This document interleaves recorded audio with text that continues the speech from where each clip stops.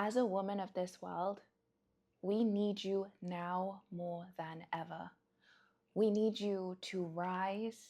We need you to stop daydreaming your limitations. Stop putting yourself in a container of existing in your limiting beliefs without moving forward. Living in subconscious and conscious resentments, meaning there are things that are dictating how your personality is molded and how you show up in this world because of a lived experience, because of something that happened to you in your childhood that you haven't yet uncovered and released. We need you to have sovereignty over your mind, body, and soul. Sovereignty in your attention, your time, and your energy. You having total ownership, clarity, understanding, intuition to guide yourself forward and cultivate the life that supports not just you, right? This is what I want to clarify. It's not going to support you, but it's going to change this world, and we need you at this time. And now I'm not speaking from a place of being an expert, but I'm speaking from pure passion and pure love in this moment, right here, right now. I'm speaking as a testimony to what God can do, what the divine wants to orchestrate through you.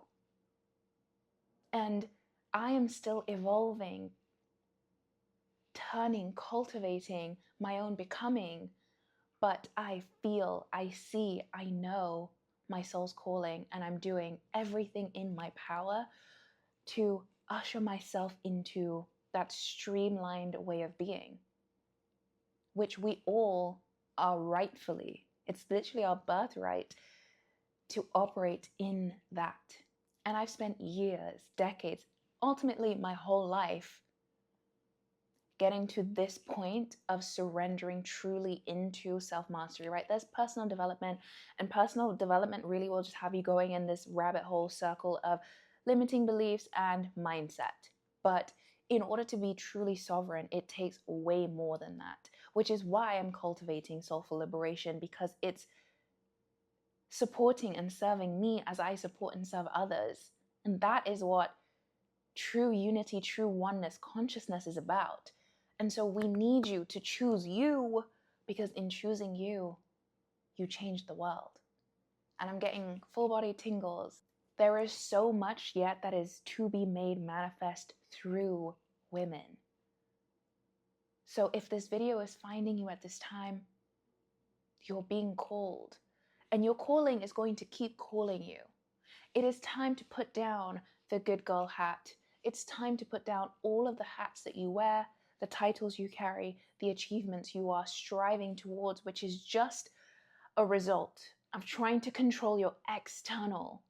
And it's time to really, truly take a pause from all of that to find internal surrender.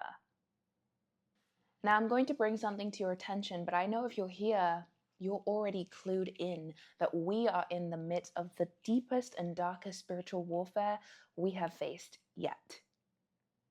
As a collective and as individuals, the things that come up in my client sessions, the things that are coming up for me, it is evident.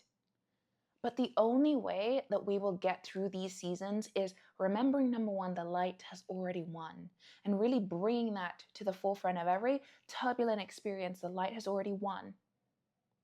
Really tuning into the fact that nothing has power over you. The only thing that has power over you is malfunction in thinking. The root cause of every single aspect of suffering is our own thinking. We have got to claim sovereignty over our minds, over our emotions, our feelings, our body, and our spirit. And I'm speaking from the place of someone who had absolutely zero, and I mean zero, control, clarity, direction, awareness of any of those things. I have learned by trailing through treacherous valleys of darkness to get to this point. And what I have learned in my experience is, in order for you to be an asset to the light, you have to be a conduit for it to pass through you. If you are spending time entertaining relationships that have expired, jobs that have expired, friendships that have expired, you are carrying that karmic energy in your being. And guess what happens when you carry karmic energy that isn't your own? I didn't know this, but at the time I just thought, oh, there's something wrong with me. Oh, I have physical pain. I have migraines. I feel this emotional dysregulation. I feel thinking that it was me, but I was carrying, because I was still being a conduit, but I was a conduit for other people's trash, for lack of a better word, for other people's unfinished business, for other people's unmet high potential. And as women, we are expanders, but what are we expanding?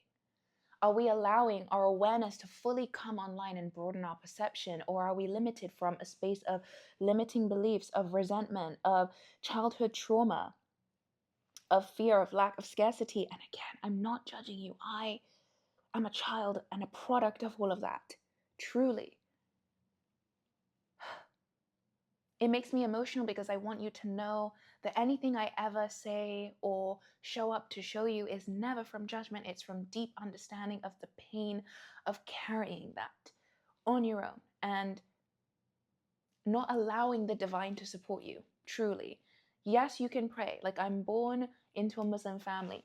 And even in my most diligent prayer 5 times a day moments, there was a huge disconnect because you're carrying other people's karmic cycles. You're carrying resentment, frustration, grief, rage, anger, and it's not being processed and filtered out. And then you judge yourself for not meeting this false metric that you keep creating, which is basically punishing yourself for not meeting this societal expectation, cultural expectation. That's not the point. The point is, you are being called to slow down. If you keep feeling like, oh my God, I'm just so drained, so tired, you have got to empty your tank that is filled with other people's stuff, other people's emotional baggage, other people's unprocessed rage, not just your own. Sometimes you are such an empath, you are such a child of the Most High that you collect and scoop and you think, I can just carry everything. It's okay, I've done it before, I'm strong. But you can't anymore. Your system is literally putting you on pause every time you try and do that, because it's time to let go. It's time to release. It is time to release.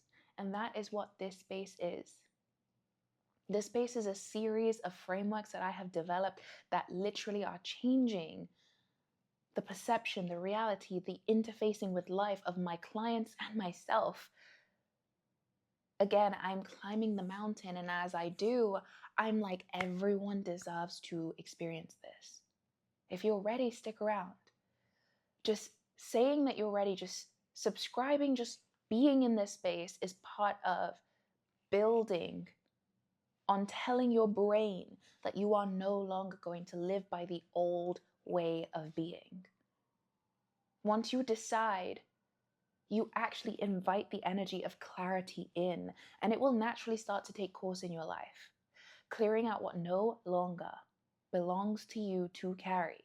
And I quite literally mean what you have literally been carrying in your electromagnetic field, in your heart, in your mind, which is why you feel so disconnected. It's like, oh my gosh, I feel like my mind is moving against me, and I keep circulating these ideas, these thoughts of worrying, of lack of self-love, because you aren't clearing the space for your mind heart connection to truly bridge back into one and then connect back into the divine. And if you're anything like me, then you've spent so much time thinking, if I could just focus on the next goal, achieve the next thing, learn the next thing, do the next certification, or learning. But it's time to embody, it's time to trust, it's time to integrate, it's time to put yourself in spaces that push the needle along. Is that the saying? Push the pen. And I want to clue you in a little bit to where I am in my journey, because whilst I've come miles, we are all in this journey together. And where I meet myself right here, right now, is at a space of really really having to trust that I can let go fully. And so maybe you've needed to hear that you aren't alone in really teetering on the edge of who you were and who you're becoming, and trusting you're at the edge of the cliff, that if you just lean forward and fly, as you leap off the cliff, you will have wings. Like, they will just come out of nowhere. And that's what I'm seeing in my mind's eye. It's like, you were always a butterfly, but you kept yourself in the cocoon. And a butterfly isn't in the cocoon its whole life. It has to spread its wings and go forth. I'm having to trust that as I step off the edge of the cliff, my wings will fly. And it's a very interesting space to be in, but you're hearing those sirens. I'm not sure if you can with noise cancellation, but the sirens are just going off. It's like now. It's urgent. Take the leap of faith. Trust in yourself. And I have been going through the process of my self-trust being built brick by brick from the inside. And I want you to know that the most empowering way to build self-trust is to be in a space where you can actually see yourself. I have learned the absolute hard way that our job here on earth isn't to control and strategize the external world. The goal here is to have such inner standing, such conviction, such trust, such self-devotion. Ooh, that's a beautiful one. Such self-devotion that we are free from limiting beliefs, free from resentments, free from lack of self-love or trust or ambition or clarity or momentum. And just move fully in soulful liberation, which is a devotion, it's a practice, it's a everyday way of being. And commanding ourselves, our mind, our spirit, our emotions, our feelings to move in coherence. And honestly, I'm just going to tell you, because at this point, I feel that we're friends. I'm about to let go of something that I actually used and tied my identity to a little bit, which helped me get through the darkest parts of my experience. I'm talking narcissistic abuse, I'm talking distraction at its optimum, and physical pain, right? I used it to form and tell a new story within the parameters of my being. And right now I'm being called to let go of it. And honestly, I don't know what's going to happen. I really don't. And so I want this moment to be a marker. Hopefully I can come back and watch this, and we can come back and watch this together and be like, wow, you actually worship the possibility of what could be when you surrender an open space. What a lot of my mentors are teaching me at this time is that you can pray, you can ask, you can strategize, you can achieve what you think you want to come in. But your body, your nervous system, your soul cannot receive what you are mentally trying to pull in, control, create, if you do not have the capacity to hold it. And so right now where I am is I've changed so much, but the final aspects of who I'm becoming requires me to let go of something I never thought I would let go of. Now, it's happened to me before where life itself has deconstructed and stripped me down. But now I'm being called to the next level, which is I have to actively choose to disassociate, dissolve, unplug certain aspects that I was putting on a pedestal that prevented the divine from coming in. And so, am I going to sit here and tell you I'm doing it free from any sort of question mark? Absolutely not. But I feel that this is the right thing to do. And I'm using it as an opportunity to practice pronoia. Because we talk about paranoia in this society. I'm so paranoid about this. I have anxiety about that.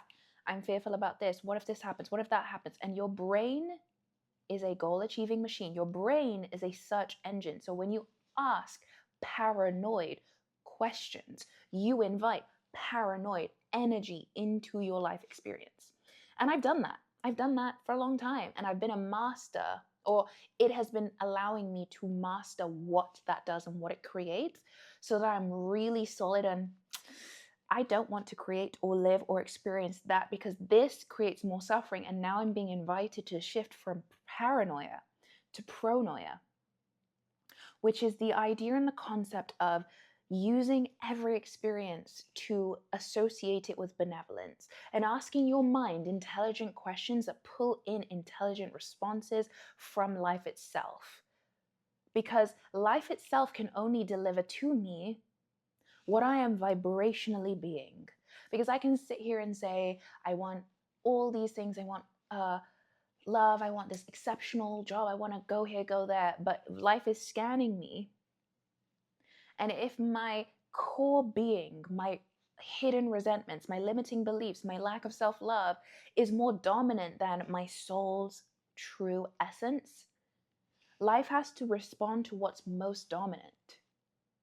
And so, unfortunately, my life was me not knowing that at the time, feeling the vibrations being scanned, conceptually understanding it, but then thinking, oh my gosh, like why is nothing changing? Why is life just happening to me?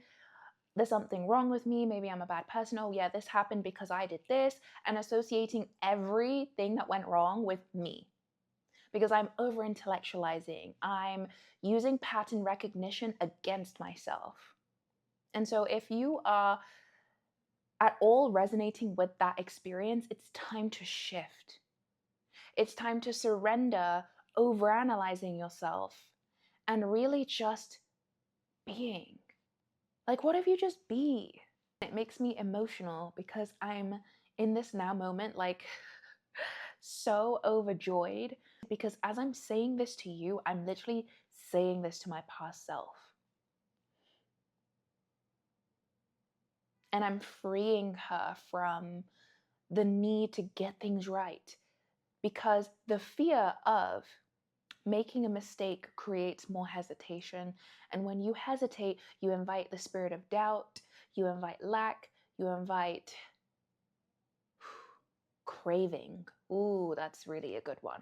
You invite craving in when you have hesitation, because hesitation is a branch of the root of doubt. And when you have doubt, that means that you think you lack something. And when you lack, then you operate from craving.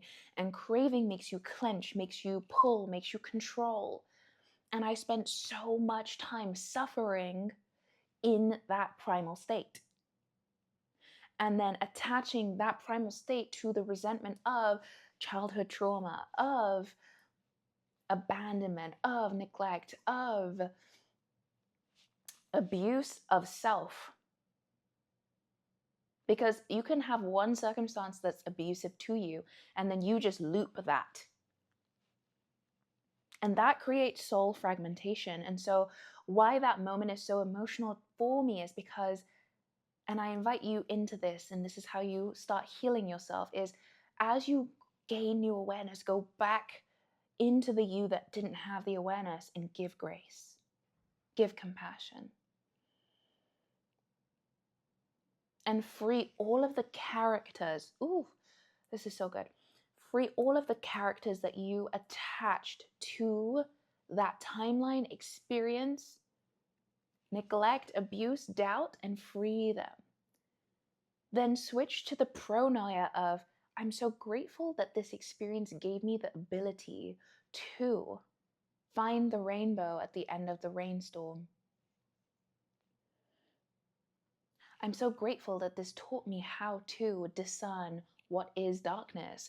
I'm so grateful that this allowed me to discern who has my back and what that feels like.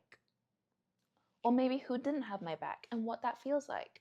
I'm so grateful to know what self-abandonment feels like. I'm so grateful to know what craving to the point of losing self feels like, so that I will never do it again. And then give yourself grace.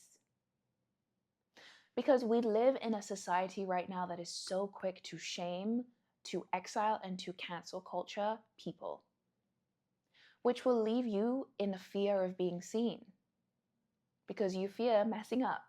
And I realized that that was what I internalized and attached that to the already existing perfectionist wound or perfectionist ideal, which just creates a bigger limiting belief of nothing that you produce is good enough, which is just a vicious cycle. So why not just delete it and just be? Now, deleting it sounds easy. It takes a lot more effort, support, and refinement than that.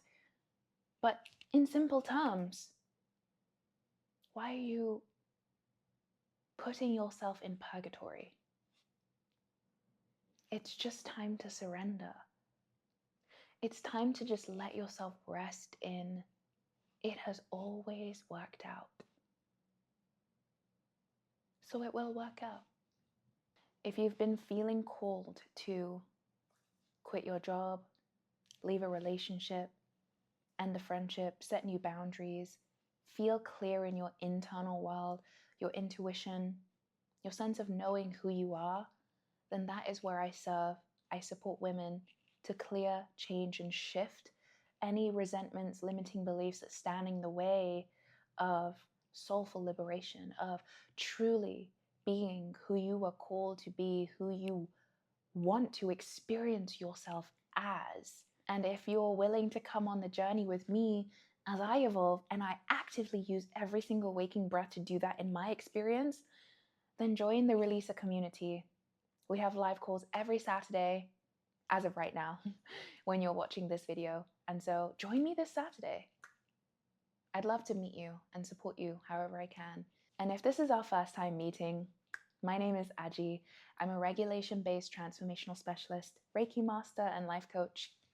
Mix the whole thing together and you know you get the best of both worlds. So with that being said, I absolutely love you, and I'm so grateful that you are here in this moment in time, in this video. It's deeper than this video. It's like in this space, in this time, and in this feeling that we just cultivated, you and I connecting. So that being said, Releasa, I will see you on the next one.